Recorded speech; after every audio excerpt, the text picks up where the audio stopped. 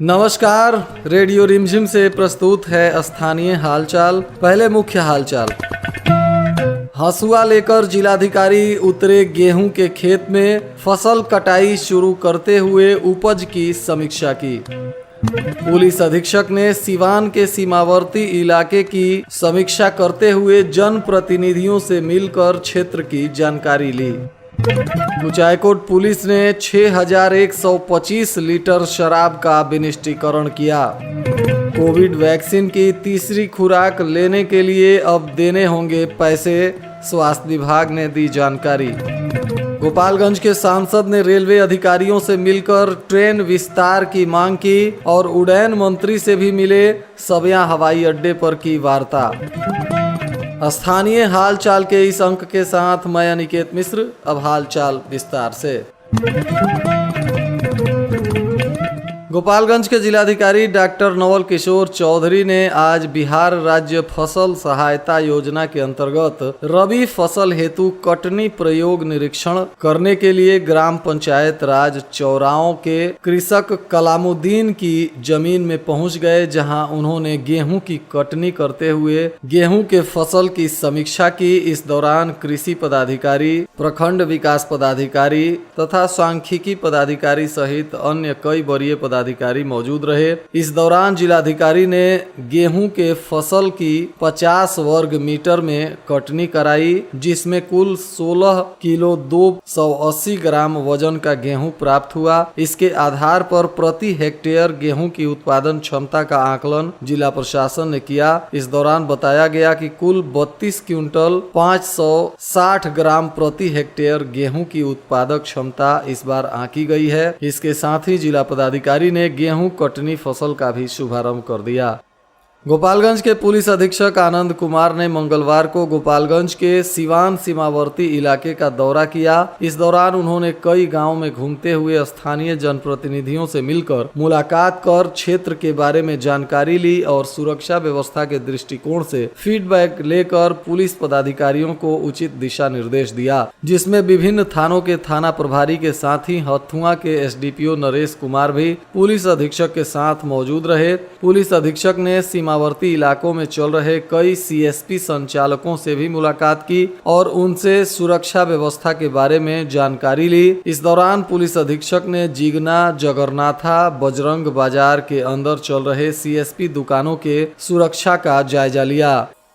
Kuchaikot police ने आज Balthari check post के पास विभिन्न थानों और विभिन्न कांडों में जब्त किए गए 16,125 लीटर शराब का विनिष्टीकरण किया। न्यायालय के आदेश पर इन सभी शराबों का विनिष्टीकरण कार्य किया गया। इस दौरान पूरे प्रक्रिया की वीडियोग्राफी भी कराई गई। थानाध्यक्ष अश्विनी कुमार तिवारी ने बताया कि पुलिस के द्वारा 6 कांडों में जब्त किए गए ये 6,125 लीटर शराब थे, जिनको नष्ट किया गया है। वहीं इस मौके पर अवर निरीक्षक विशाल कुमार, शशि रंजन तथा उत्पाद विभाग के अवर निरीक्षक मोहन कुमार के अलावा अन्य कई पदाधिकारी मौजूद रहे।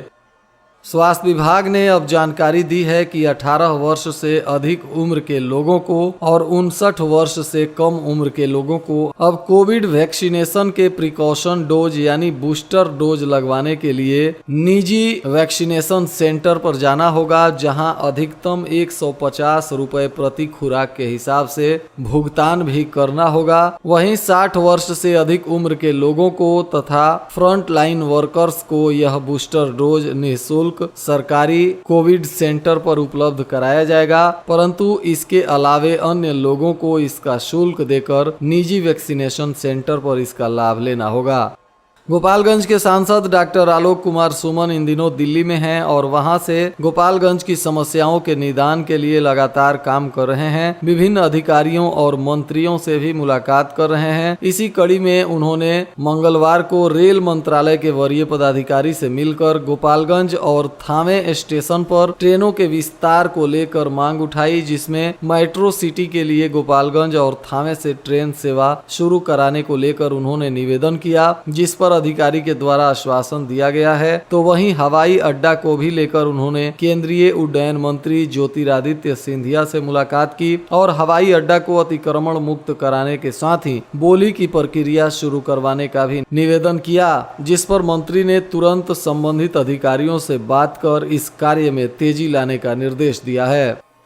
थावे कप्तानगंज रेलखंड के कुचायकोट थाना क्षेत्र के बेलबनवा हनुमान मंदिर के समीप रेलवे ट्रैक पर एक अज्ञात महिला का शव पुलिस ने बरामद किया है। सूचना मिलने के बाद घटना स्थल पर पहुंची पुलिस ने शव को कब्जे में लेकर पोस्टमार्टम के लिए सदर अस्पताल में भेज दिया। महिला की मौत ट्रेन के चपेट में आने से हुई है या कहीं हत्या कर शव को यहां ठिकाने लगाया गया है, इन दोनों बिंदुओं पर पुलिस इस मामले की गहराई से तफ्तीश कर रही है।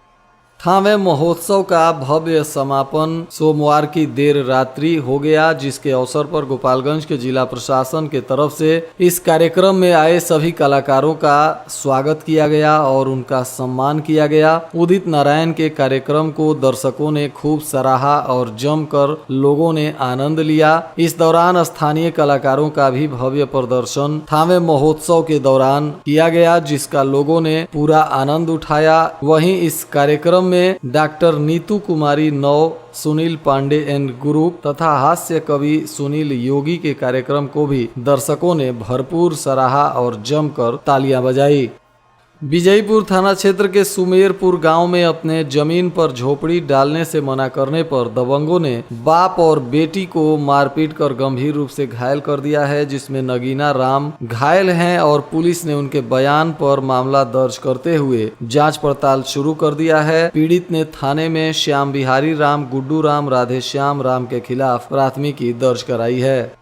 गोपालपुर पुलिस ने खाल गांव के पास एक कार से 855 बोतल शराब जब्त किया है। हालांकि इस कार्रवाई में शराब तस्कर भागने में कामयाब हो गया, परंतु पुलिस ने कार और शराब को जब्त कर लिया है तथा अज्ञात तस्कर के विरुद्ध मामला दर्ज करते हुए आगे की कानूनी कार्रवाई में जुट गई है। प्राप्त जानकारी अनुसार पुलिस ने कार का पीछा करते हुए पकड़ने का प्रयास किया, परंतु रात्रि का फायदा उठाते हुए गोपालपुर नहर के पास शराब तस्कर कार खड़ा कर भागने में कामयाब हो गया। पुलिस ने जब कार की तलाशी ली तो उसमें से 19 कार्टून शराब मिली।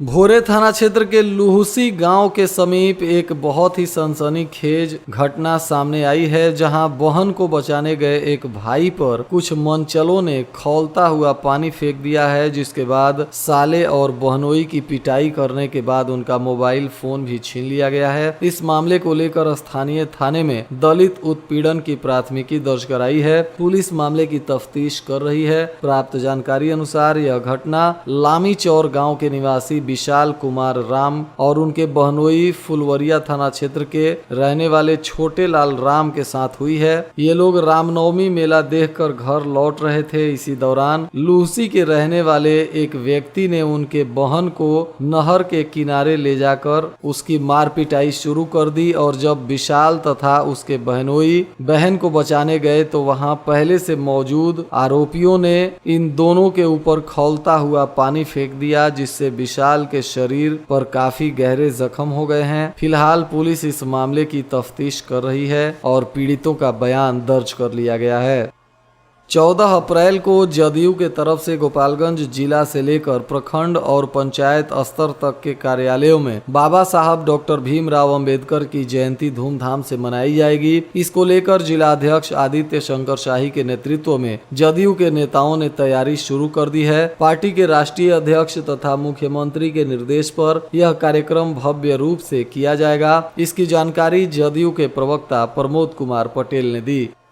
कुचायकोट प्रखंड के बलिवन सागर के गंगाजली फील्ड में कुचायकोट विधायक अमरेंद्र कुमार पांडे के द्वारा कराए जा रहे राजपातो देवी रामाशीष पांडे फुटबॉल टूर्नामेंट के दूसरे सेमीफाइनल मैच में दानापुर की टीम ने धनबाद को 3 गोल से हराकर फाइनल में अपना स्थान पक्का कर लिया। इस अंतर्राज्यीय फुटबॉल टूर्नामेंट का मैच उद्घाटन जिला परिषद के अध्यक्ष सुभाष सिंह ने फीता काट कर किया। इस मैच में बिहार के दानापुर और झारखंड झारखंड के धनबाद की टीमों ने भाग लिया, जिसमें दानापुर की टीम ने झारखंड धनबाद को दूसरे सेमीफाइनल में 3-0 से हराकर फाइनल में अपनी जगह पक्का कर ली है। इस मैच के दौरान जिले के कई गणमान्य लोग और नेता मौजूद रहे।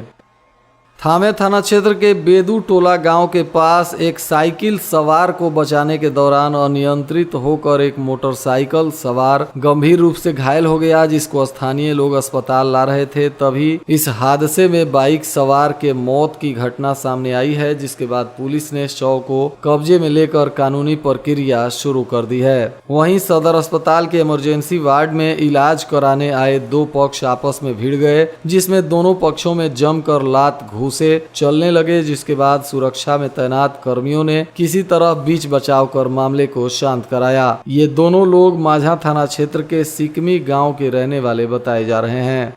वहीं गोपालगंज में जिला विधिज्ञ संघ का चुनाव भी शांतिपूर्ण तरीके से संपन्न हो गया है। इस दौरान मंगलवार को मतगणना के बाद जो नतीजे सामने आए, उसमें सभी सदस्यों ने अध्यक्ष पद के लिए प्रेमनाथ मिश्रा को पुनः मौका दिया है तथा सचिव के लिए भी शैलेंद्र कुमार तिवारी का पुनः चुनाव किया गया है। वहीं कोषाध्यक्ष के रूप में राजेश राय विजेता घोषित हुए हैं। इसके बाद जिला विधिक संघ के सभी सम्मानित सदस्यों ने नवनिर्वाचित जनप्रतिनिधियों को पुष्पमाला पहनाकर बधाई और शुभकामनाएं दी। आज के इस मतगणना में उपाध्यक्ष के रूप में संजय द्विवेदी, विमलेंदु दुबे तथा अखिलेश्वर सिंह को भी चुना गया है और अंकेक्षक के रूप में रवि प्रकाश मणि त्रिपाठी का चुनाव हुआ है। बाकी पदों के लिए मतगणना अभी बाकी है, जो बुधवार को की जाएगी।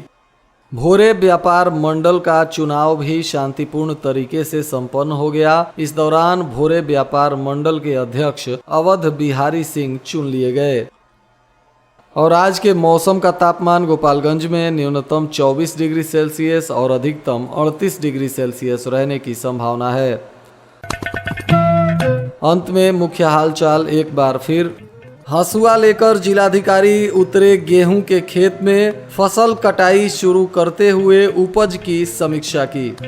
पुलिस अधीक्षक ने सिवान के सीमावर्ती इलाके की समीक्षा करते हुए जनप्रतिनिधियों से मिलकर क्षेत्र की जानकारी ली। कुचायकोट पुलिस ने 6125 लीटर शराब का विनिष्टीकरण किया। कोविड वैक्सीन की तीसरी खुराक लेने के लिए अब देने होंगे पैसे, स्वास्थ्य विभाग ने दी जानकारी। गोपालगंज के सांसद ने रेलवे अधिकारियों से मिलकर ट्रेन विस्तार की मांग की और उड़ान मंत्री से भी मिले, सबिया हवाई अड्डे पर की वार्ता। इसके साथ ही रेडियो रिमझिम से प्रसारित स्थानीय हालचाल का यह अंक समाप्त हुआ। नमस्कार।